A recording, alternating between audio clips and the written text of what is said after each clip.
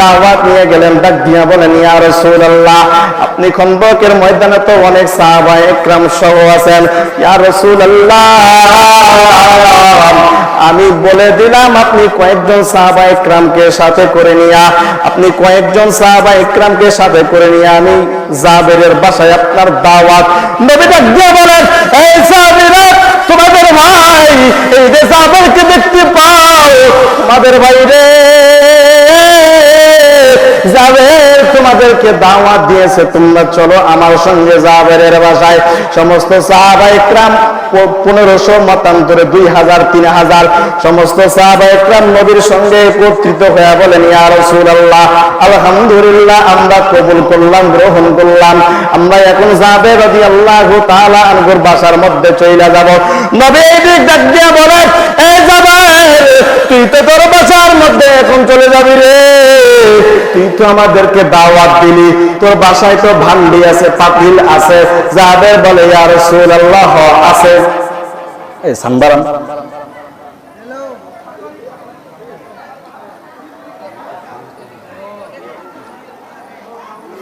জাবের বলেন, ইয়া রাসূলুল্লাহ, আপনি আমার বাসায় চলেন, তবে কয়েকজন সাহাবায়ে একরামকে সঙ্গে নিয়ে যাবেন, সবাইকে যাবেন না। নবী ডাক দিয়ে কি বলে, সাহাবায়ে একরাম তোমরা সবাই চলো। আল্লাহর নবী যখন এই কথা বললেন, সমস্ত সাহাবায়ে একরাম ডাক দিয়া বলেন, ইয়া রাসূলুল্লাহ, লাব্বাইক, আমরা হাজির। নবী জাবেরকে ডাক দিয়া বলে, এই জাবের, তুই তো বাসার মধ্যে যাবি, তবে একটি আমার কথা শুনবে, তোর বিবি আমি নবী না যাওয়া পর্যন্ত যাতে রুটি না বানায়, আমি নবী না যাওয়া পর্যন্ত যাতে গোশতের হান্ডি থেকে কোনো ঢাকনা না সরায়। জাবের রাদিয়াল্লাহু তাআলা আনহা বাসার মধ্যে চলে গেলেন, ডাক দিয়া বলে, বিবি আমার, আমি নবীকে দাওয়াত দিয়ে এসেছি। হায় রে, এই দিক জাবেরের 2টা সন্তানের কথা মনে আছে না নাই? 2টা সন্তান, পেটের মধ্যে কোনো খানা নাই। তারা ডাক দিয়া বলে, জাবের তো নবীকে দাওয়াত দিয়ে এসেছে। এইদিকে 2টা সন্তান তরবারি নিয়ে খেলা করে। ছোট ভাই ডাক দিয়ে বলে, বড় ভাই, এই আমাদের দুম্বাটা কই রে, দুম্বাটাকে নিয়ে আয়, আমরা এখন এই দুম্বা দিয়ে খেলা করব।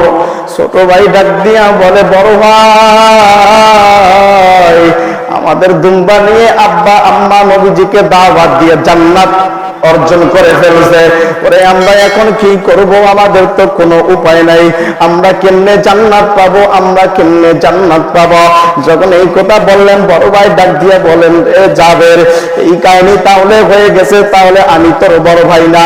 ছোট ভাই বলে, হ্যাঁ ভাই, আপনি কিন্তু আমার বড় ভাই। ছোট ছোট বাচ্চা, মাসুম বাচ্চা, নিষ্পাপ বাচ্চা এরকম ভাবে কথা বলে। বড় ভাইয়ের হাতের মধ্যে তরবারি, ছোট ভাইকে তরবারিটা দিয়ে বলে, রে ভাই, আমার আব্বা আম্মা আমাদের বকরি খিলাইয়া, আমাদের দুম্বা খিলাইয়া জান্নাত অর্জন করে ফেলেছে, এর বড় ভাই আমরা তো আর থাকতে চাই না, আমরা কেমনে জান্নাত পাবো?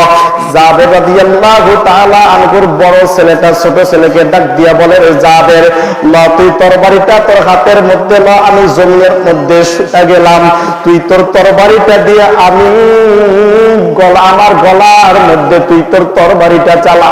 ছোট ভাই বড় ভাইয়ের আদেশ পালন করতে গিয়া গলার মধ্যে তরবারি চালাইল। তরবারি যখন চালাইলো, এই দিক ছোট ভাই বলে, আব্বা জান্নাত অর্জন করে ফেললো, ছোট ভাইও জান্নাত অর্জন করে আব্বা আম্মা দুইজনে জান্নাত অর্জন করে ফেললো, বড় ভাইও জান্নাত অর্জন করে ফেললো। রে আমি ছোট রে, এখন আমি কেমনে কি করব? ছোট ভাই সঙ্গে সঙ্গে উঁচু পাহাড়ের মধ্যে গিয়া একেবারে পাথরের মধ্যে লাফ দিয়ে মাথাটাকে ফাইটা চৌচির করে ফেললো। ছোট ভাই নিজের মাথাটাকে চৌচির করে ফেললো। এই দিক জাবের কিন্তু তার বিবিকে ডাক দিয়া বলে, বিবি আমার, এই বিবি, নবী বলে দিয়েছেন রুটি বানাবি, নবী না আসা পর্যন্ত বানাস না। নবী এই ঈদ ঘরের মধ্যে সালাম দিয়েছেন। অনেক লম্বা কাহিনী বলে দিয়া যাই রে বাবা। নবী ঘরের মধ্যে সালাম দিয়েছেন, জাবের দরওয়াজা খুলে নবী যখন মেহমান খানায় বসছেন, নবী বলে জাবের যাও তুমি আটার ভান্ডিটা নিয়ে আসো। জাবের আটার ভান্ডিটা নিয়ে আসলো, নবী একটু থুতু মুবারক দিল। আল্লাহু আকবার বলেন।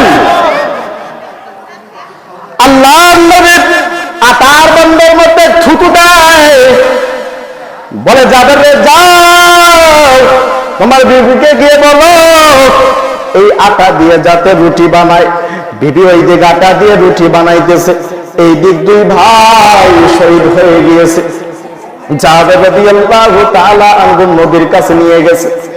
নবীর কাছে গোশতের পাতিল নিয়ে যাওয়ার পর বললেন, ইয়া রাসূলুল্লাহ, এই যে গোশতের পাতিল, আমার বিবি ওই দিক রুটি বানায়, এখান থেকে গোশত নেবেন, আর সমস্ত সাহাবায়ে কেরামকে এখান থেকে গোশত নেবেন, আর রুটি আমি দিয়ে যাইতেছি। ইন্ডিমিন টাইমে যখন জাবেরের বিবি দেখতে পাইল সন্তান দুইটা আর দুনিয়াতে নাই রে, কারো গর্দান কাটা, কারো মাথার মধ্যে ফাটা, দুনিয়ায় কোনো সন্তান নাই। জাবেরের বিবি ডাক দিয়া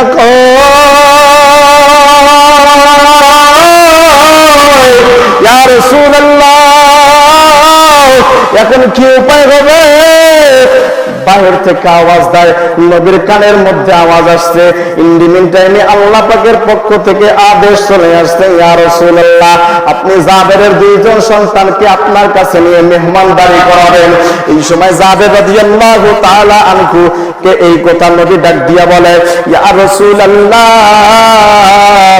আপনি কেন চুপ হয়ে আছেন, থমকে আছেন? কিন্তু এই সময় আল্লাহ পাকের পক্ষ থেকে আল্লাহ নবী সাল্লাল্লাহু আলাইহি ওয়াসাল্লামের কাছে ওই চলে এসেছে, এই জাবের, ওরে তুমি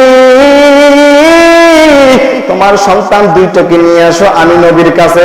তোমার সন্তান দুইটা না আসা পর্যন্ত কিন্তু আমি নবী কোনো মেহমান হব না। আমি তোমার সন্তানগুলোকে আমার দস্তরখানের মধ্যে শরীক করব। জাবের চলে যায়, বিবিকে ডাক দিয়া বলে, বিবি রে, সন্তানগুলো কই? আল্লাহর নবী দাওয়াত করছে তাদেরকে নিয়ে মেহমান হবে, তাদেরকে নিয়ে আল্লাহর নবী আমাদের বাসায় খানা খাবে।